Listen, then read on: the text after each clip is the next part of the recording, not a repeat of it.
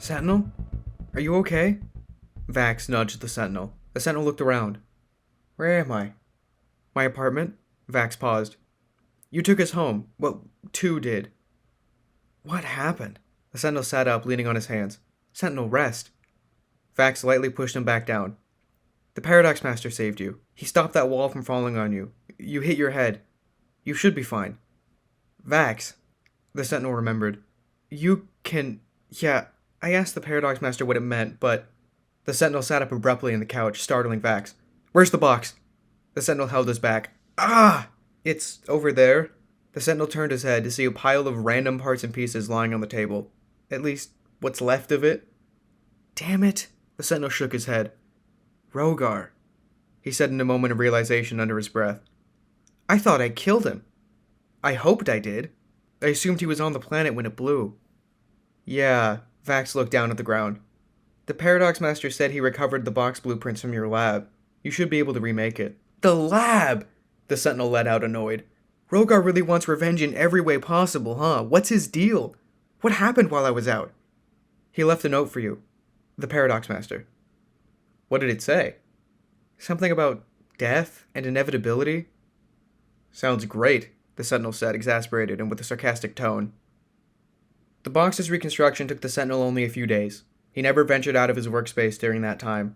He hardly slept, and the living room was filled with a constant sound of either scribbling, muttering, or the droning of tools from his work in the night. He came out of it, in the end, with a smaller box and a stronger frame, and an unchanged AI. Once he activated it, he stared at one of its faces. When did it all go wrong, Box? The Sentinel asked. What do you mean? The box responded, flashing its lights. I never asked for any of this. I don't understand why it had to be me. All will be answered in time. The box glowed. Oh yeah? How do you know? I know everything, the box chimed, floating back down on the table. The Sentinel didn't respond. He looked down at the note the Paradox Master had left him. He struggled with the handwriting, but from what he could make out, he wasn't surprised. The blueprints for the box weren't the same. They had been altered. There was something different about the new design, and there was something about it in the note. The box could teleport between dimensions, granting it special access to a plane of existence where the Sentinel could visit the Paradox Master. The Paradox Master's note mentioned that the Sentinel should use that function immediately. He looked over the rest of the note, hardly understanding what was written. Your time is running out. Your death is inevitable, but we can help you preserve your time for as long as possible. Come see me. The Paradox Master. He put the note down. The Sentinel paused, staring at the box he had just recreated. He tapped the top circle, and it began to glow a bright white. The faces of the box detached, floating outwards, exposing the core. The circles lifted from the faces, spinning around the open cube in a blur. The Sentinel covered his eyes as his vision was overtaken by a curtain of pure white. He opened his eyes, blinking to adjust his vision. He looked around the room, the box in hand. At least, he thought it was a room. Nothing but white surrounded him. When he turned around, he was greeted by 4 doors, flush with the wall, barely visible had he not seen the Paradox Master standing next to the one furthest left. The Paradox Master opened the door. Come in. The Sentinel cautiously walked through the door.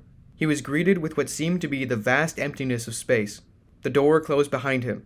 He looked behind the door to see no wall, just empty, infinite space. He stared at it, confused. Then he turned his attention back at the Paradox Master, deciding to ignore his questions and save them for later, bar one. Where am I? He asked. The Extraverse. A feminine voice echoed through the empty space. The Sentinel turned his head to be greeted with 6 large thrones. In the center sat a massive, translucent, light blue being on a giant throne of ever-shifting gold. The being appeared to be made of starlight, and she contained what looked to be a spiraling galaxy in her head. Her shape was vaguely human, but more simplistic in nature. The Sentinel walked across the invisible floor to the being. What is this? He turned to the Paradox Master. Is this an intervention? What am I looking at? You read the note, right? The Paradox Master walked past the Sentinel and sat in a throne next to the being. His throne was made of rubble, rock, old brick, and broken walls. It wasn't anything special. It doesn't explain what I'm seeing. How hard did I hit my head? Are the terrors still toying with me? The Sentinel glanced around at the other thrones, slowly taking in his surroundings. In a throne constructed of dark stone, decorated with bones, glowing with a faint essence of dark black smoke, perched a ghastly bird-like figure. It craned its neck upwards to stare at the Sentinel with its beady red eyes. but it remained silent. Its feathers seemed to crackle like a dying fire. An elegant white bird stood poised on a branch extruding from a throne of stone, covered with vines and small blooming flowers. The bird's majestic tail feathers draped over the edge, and it cocked its head to draw an eye at the sentinel curiously. The look it gave seemed to say it had seen the sentinel before. In a throne made of what seemed to be crystal plasma protruding from rocks and surrounded by bright burning purple flames, sat a dark, ethereal being seemingly made of the universe itself, constantly shifting from blue to green in color. Faceless, his head still seemed focused on the sentinel, and in it sat a galactic shape burning with purple light. Far off behind the other thrones, the sentinel saw an empty throne. It was old and dark, unused, and appeared to be made of rusted silver, dead planets, and empty stars. In the throne of ever-shifting gold sat the celestial being that spoke to the sentinel with a feminine and ethereal voice. "We are here to talk about inevitability." The Paradox Master adjusted himself in his throne. "Meaning?" "You aren't invincible, Sentinel. Nothing is. As crazy as it may sound," the Paradox Master said sarcastically. "Things that live are meant to die, eventually. Everything has a set time." The white bird spoke softly. The sentinel was taken aback by her speaking. Her feathers were constantly in motion as if smoldering. "Nothing lasts forever. In some cases, an individual's time is long, and others are short, but we don't decide it." The dark bird spoke in a deep, cackling voice. He lowered his neck, peering at the sentinel with dark, red, lifeless eyes. "I decide it." The celestial being in the golden throne spoke, echoing her voice. "With help from me," the Paradox Master added. "I don't understand. What does this have to do with me?" The two birds looked away. The ethereal being in the throne of plasma shifted in his seat, then turned his attention to the sentinel. A voice whispered through the sentinel's mind. "Fear the empty throne." The sentinel shook his head and ignored it, turning his attention back to the Paradox Master. "Look, I'm not happy about this either, but I'm letting you know ahead of time so it can sink in properly." The Paradox Master held his hand over his amulet. "Tell me already, what is it?" The sentinel's impatience was getting the better of him. "You are going to have to die, eventually, without phasing."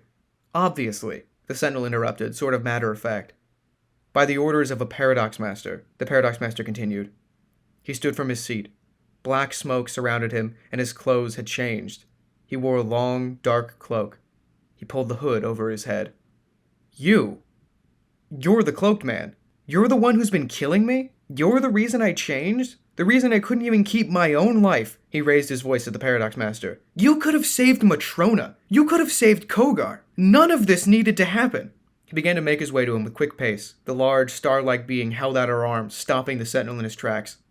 "It all needed to happen. I trusted you!" "Sentinel, I'm the Paradox Master. That's my job. If you weren't gone for 5 years, if you didn't die the way you did, if Matrona didn't die, all of your life has to happen a certain way, or the paradoxes would be— "Bullshit!" the sentinel yelled, his voice cracking. "Who are you to decide who lives and who dies?" The sentinel struggled to break free of whatever was keeping him still. The starry being kept her arm raised. "I never asked for this," he screamed, his breathing shallow. "You didn't have to kill me. You didn't have to do any of this. Do I not get to make my own choices?" "You don't know what you're talking about," the Paradox Master snapped back, yelling angrily. "You never do." A silence lingered. "I don't want to do these things either, but I have to.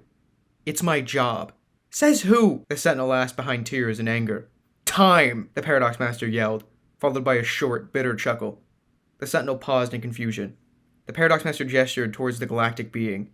"The Masters of Life?" He gestured toward the white bird. "And Death," he pointed at the dark bird. "Even the master of the master element itself, Celeste." He pointed toward the being in the throne of plasma and scoffed. "The 5 acting emissaries of the Extraverse." He made his way closer to the sentinel, still frozen in place by time's hand. "The beings that keep order across the infinite multiverse. Look, I'm one of them. I'm not just the Paradox Master of your universe or the one next door. I have to deal with everyone's lives. Don't think you're special. You don't get out of this just because of your title." The Paradox Master put his hand down. Time let down her arm, and the sentinel unfroze and fell to the ground. He looked up at the Paradox Master with hatred in his eyes. "Are you telling me I don't have my own free will? I'm just part of your game?" The Paradox Master did not answer. His hand hovered over his amulet. "It's complicated." "Shut up. I can't explain now. But you'll have to believe me. I brought you here to be honest with you." "I don't know why I thought I could trust you." The sentinel turned around to see the door. You still can, the Paradox Master responded. You have to. The Sentinel opened the door and walked out, slamming it behind him, the box still firmly in his grasp. Instead of the void surrounding him, he walked into the living room of Vax's apartment. Vax looked down the hallway. Where were you? She said in a scolding tone. I've been looking for you for hours. Not in the mood. The Sentinel stormed past Vax. Sentinel! Vax turned around, worried. Sentinel! She followed him. The Sentinel opened the door and was halfway out of the apartment when Vax grabbed his arm. Vax, let me go. Sentinel, what's wrong? The Sentinel stared Vax in the eyes for a few seconds. I need to get some air. Vax let the Sentinel go, and the door closed. The Sentinel teleported away and walked around in his destroyed lab. He scanned the room, watching the rubble smolder. Sirens rang from nearby fire trucks. He made his way over a fallen wall towards a familiar figure standing outside the lab. Quinn? The Sentinel greeted Quinn, indifferent and uninterested. Quinn glared back at the Sentinel. Sorry, Madam President, he corrected himself. I need to speak with you. We noticed. Quinn nodded toward the lab. The Paradox Master tipped us about it. About Rogar. That's what I was worried about. The Sentinel chuckled, leaning against a wall that was still standing. What? Quinn turned her head confusedly. I wouldn't trust the Paradox Master if I were you. And I wouldn't be so paranoid if I were you, Quinn laughed. So you know? He's told you? I'm from a different time, Sentinel. I know a little more than you might expect. I trust the Paradox Master as much as the Sentinel I knew did. I think you should too. Oh, you mean the guy who killed me? Yeah, I wouldn't trust a man like that with my life. The Sentinel scoffed. Quinn sighed. Why are you here? This is my home. The Sentinel stared at the fires, streams of water, the rubble, and the smoke. Was. He glanced at Quinn, then back at the lab. He squinted and could barely make out a figure. A pile of rubble in the shape of a throne, and on it sat the Paradox Master. The Sentinel blinked once, and the image was gone. You need to learn to trust those that have your best interest in mind, even if you don't understand it. Quinn broke the silence. It's more important than you'd think. The Sentinel flashed away, ignoring Quinn. He didn't know where to go. He wanted to be alone. He appeared on a park bench, not knowing where he was, and not caring either. He straightened his suit and inhaled deeply. He let out a long sigh. He glanced at the box, then at the floor. I don't know what to do, box. I don't know who to trust. I mean, why even trust you? He stared at the box. It didn't respond. He was the one who designed you. He paused. The Paradox Master. The Sentinel held his head down in his arms. I just don't get it. He turned me into this, a protector of, well, whatever. He even helped me build you. The Sentinel nodded toward the box. And all for what? He laughed. Just so I could die? What was he even saying? And what's up with those birds and that time thing or whatever? The box remained speechless. I'm not ready to die, the Sentinel whispered. I won't let him kill me. I don't have to be a Sentinel. He sat on the bench for a few moments later, thinking nothing of it. Then, as quickly as he came, he left, flashing away back to Vax's apartment, leaving the bench behind.